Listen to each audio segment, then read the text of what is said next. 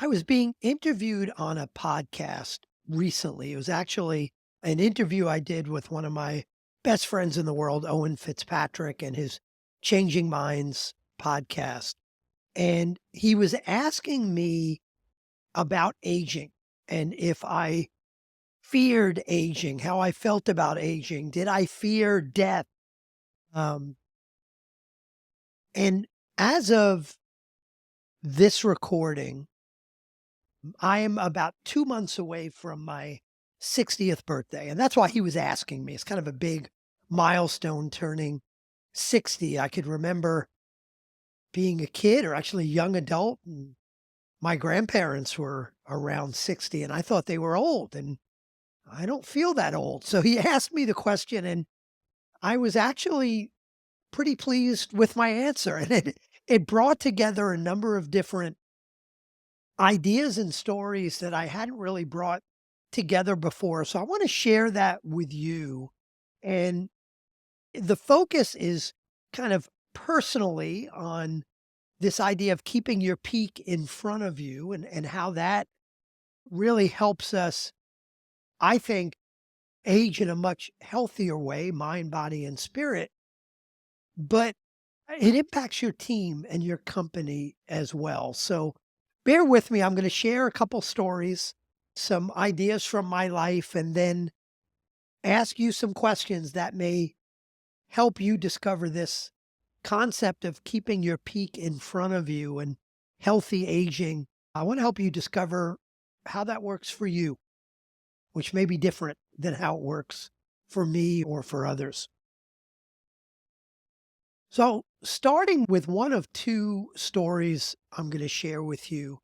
Back in 2004, I transitioned from being a management consultant, working for large management consulting firms, getting a nice steady paycheck, um, buying a new house, having my first luxury car. It was a Lexus back then.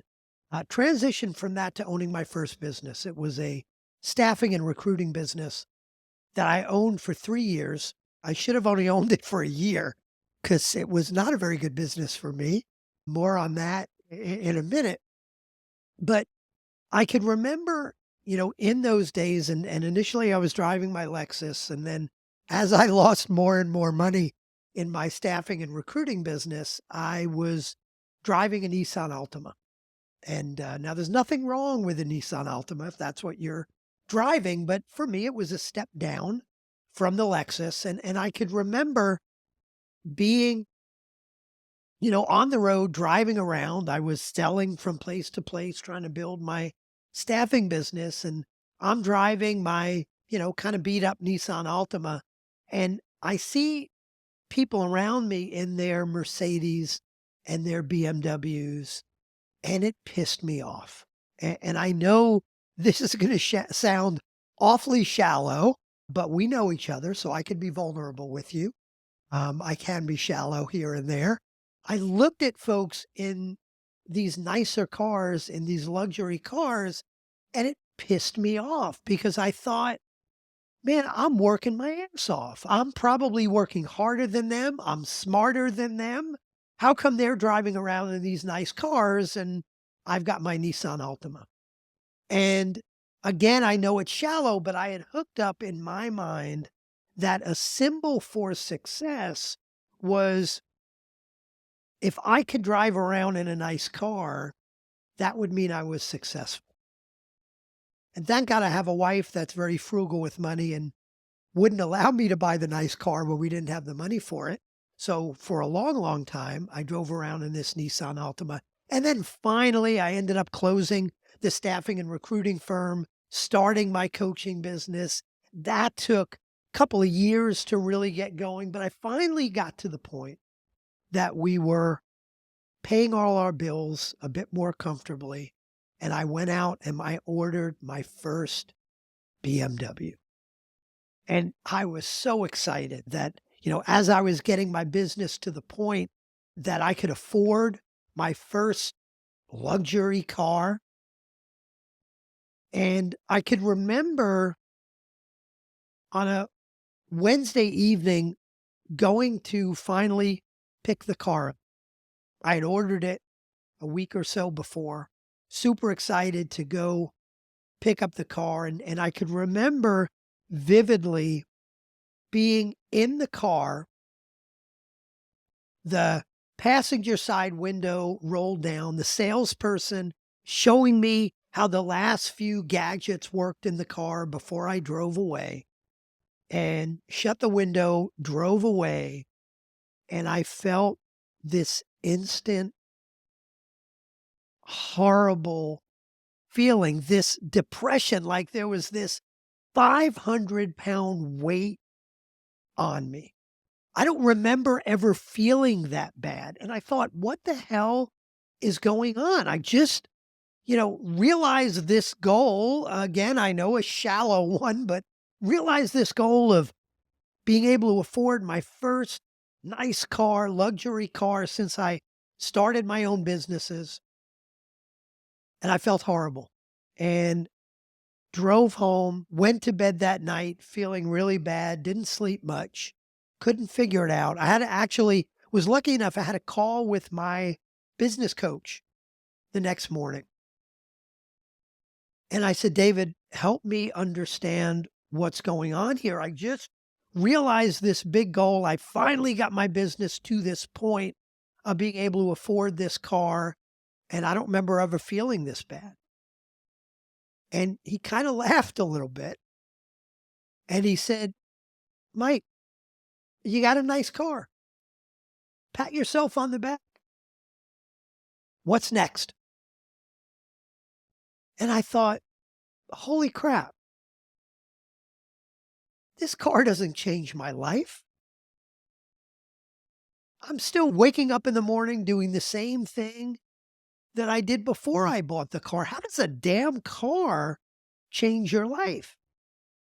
And his question, what's next, sounds like a simple one, but it helped me understand that I hadn't figured out what my next big goal was. I had this goal for years of getting to the point that I was finally making enough money in my business that I could pay all my bills and afford the extra to buy a nice car. But I never thought about what was beyond that. And that's what was making me feel so bad, is that I had realized this goal, but then I realized the goal doesn't change my life. That was a horrible feeling. The years of all that work to achieve something that really doesn't matter. But it taught me two things. One is, it's not about the goal. Reaching goals, achieving goals doesn't make us happy. We think it will, but it almost never does. And if it does, it may be for a fleeting moment. What makes us happy is the journey along the way, the progress in getting there. All the way from the time that I was throwing hundreds of thousands of dollars out the window, and then when I finally started making some money and being able to put some money away and pay the bills and not be so worried about losing the house, that felt really good as I was growing it. It was the journey that made me feel good. The other related thing I realized, first was it's not not the destination, it's about the journey. But the second one related to that is having some big goal always in front of me, having my peak, having my best in front of me, not behind me. What was that next dragon I was going to slay? And without that next goal in front,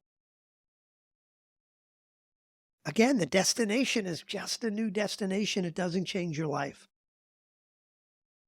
And it was only when I set my next goal and started making progress on that goal that I started to feel really good again, like I hoped I'd feel when I realized the destination. So the biggest thing it's taught me was you've got to keep your peak in front of you. What's that next dragon you're going to slay? What's the next big goal? Story number 2 is a story about my grandfather. I called him Pop. And if you're watching this on video or have seen most of my videos, you know right behind me is a sign that says Hester Street. And it's a street sign from Hester and Christie Street in Lower Manhattan. That was where my grandfather grew up. And I keep that back there to remind me of my grandfather. My grandfather was, man, the best man I ever knew. He was, not because of any major success he had in business or life. He was a blue collar guy, never made a lot of money. We grew up in the Bronx. Me and my parents lived on the sixth floor of an apartment building in the Bronx, and Nan and Pop, my grandparents, lived on the fifth floor. But he was the best man I ever knew because he was so strong, so proud of his family. He always had a gleam in his eye and a fire in his belly. He was tough on the outside, but all soft and squishy and big-hearted on the inside. Well, he was 83 years old, and he was driving a cab. He had worked all his life. He really had no business driving that cab. He couldn't see very well anymore. He had gotten into a few accidents, and he was kind of very unceremoniously fired from that job. Now, he didn't tell us he was fired. He was too proud for that. My grandmother told us. And at that point, I could remember that being the last day I ever really saw Pop. I ever really saw my grandfather. Now, he lived 3 years after that, but he wasn't Pop anymore. He would sit in the chair. My grandparents always came over for dinner and then stayed after dinner, and we'd watch TV, whether it was a Yankee game or some show on TV. And I remember seeing Pop sitting in his chair, knowing he couldn't hear very well, realizing the TV was probably kind of low. And I said, "Pop, could you hear the TV?" And he said, "No, but don't worry about it." It was like he was just waiting to die from being such a strong, proud, hardworking man. Pop was just waiting to die. His life, the best parts of his life, he viewed as now being behind him because he wasn't working. He couldn't be useful anymore. That's the way he looked at it. So it felt like for the remaining 3 years of his life, he was just waiting to die. He was alive, but there was no life in him. And what I took from that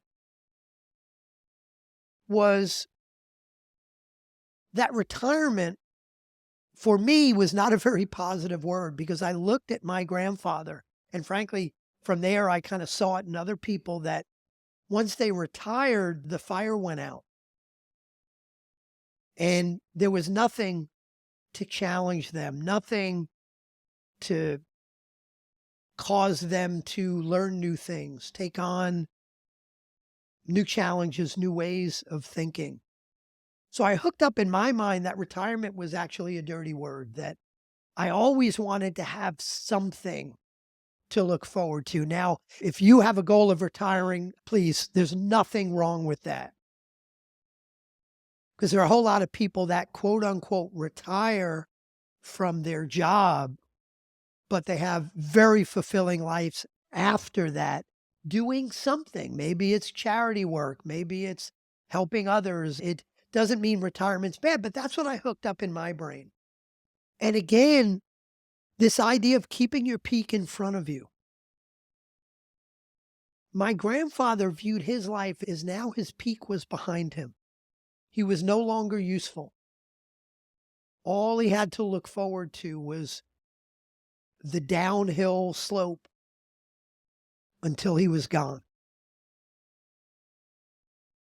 So those two stories, the story of the BMW, the story of my grandfather to me, and I've told those stories before, but I've never put the two of them together.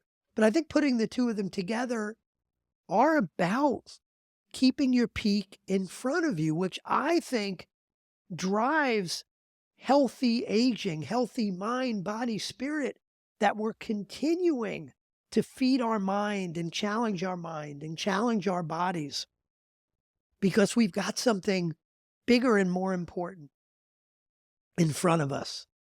Last little bonus anecdote, I'm not sure it's a story, is my wife and I think it was about 10 years ago, went to see a band that we loved in the 80s called Squeeze. And, they got some popular songs, Tempted, if you've heard, or If I Didn't Love You, I'd Hate You. If you're young, you probably don't know who they are. If you're old like me, you might remember Squeeze. And they were really big in the 80s.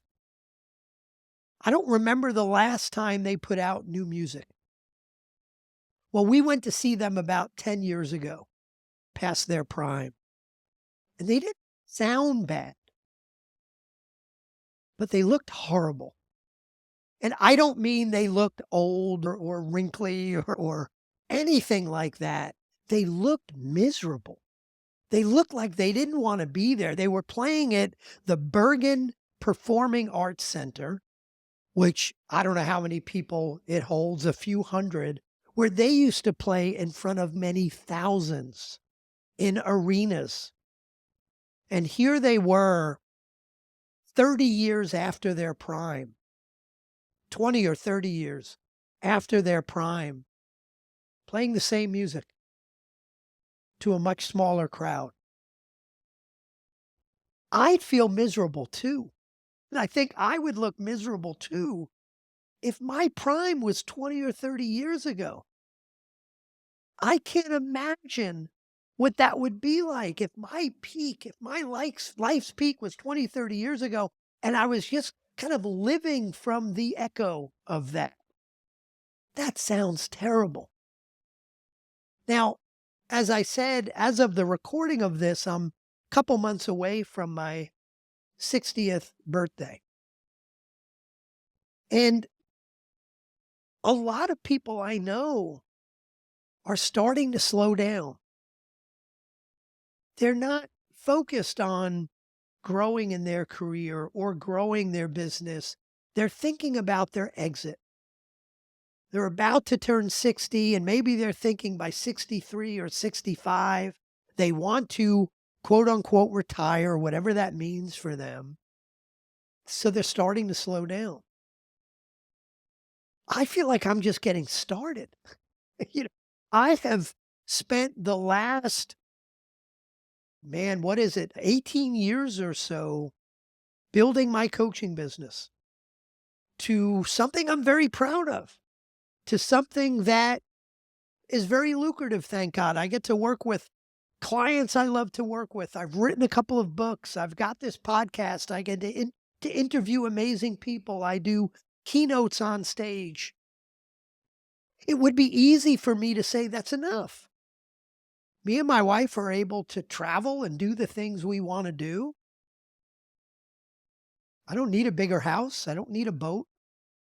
Why don't I just kind of ride things out? But that's not where I am.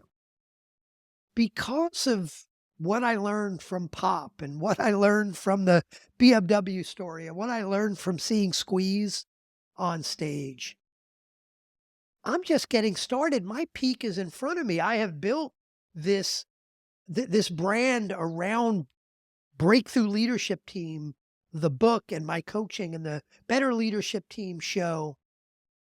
But when I look out at the next year or two, I'm building a whole new ecosystem. Now, depending on when you're listening to this, maybe this ecosystem is already out there. But I've created this framework, which I've talked about on this podcast, called the Talent Density Framework. It's what my next book, The Strength of Talent, is about.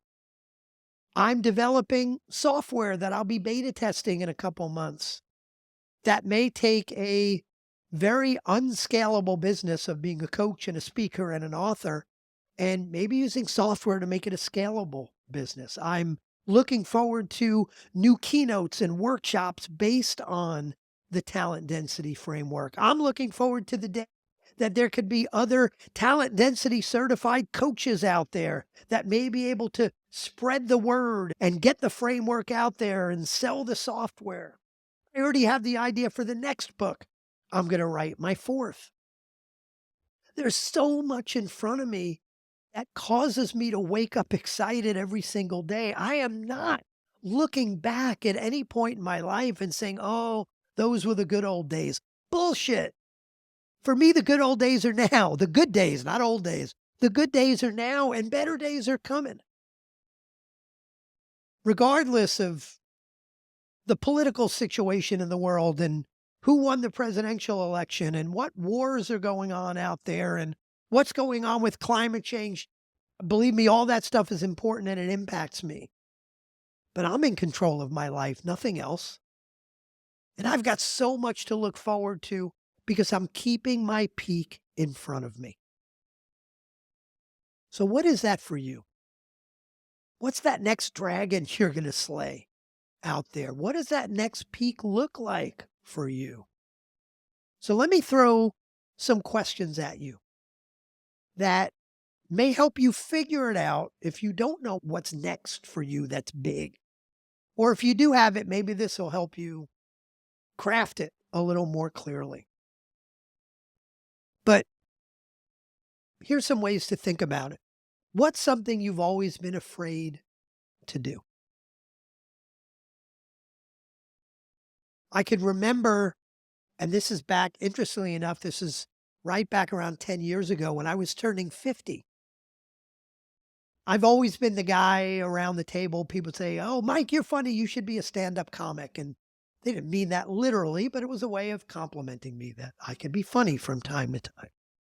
So I decided to do something super scary and take a stand-up comedy course and get up on stage twice doing God, I think it was an 8-minute routine at the Comedy Cellar in the Village.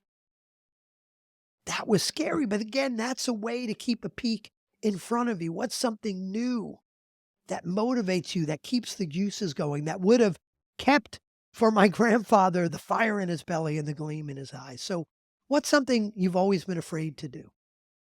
What's something you've always wanted to learn? What's a dream you have that you haven't moved forward on?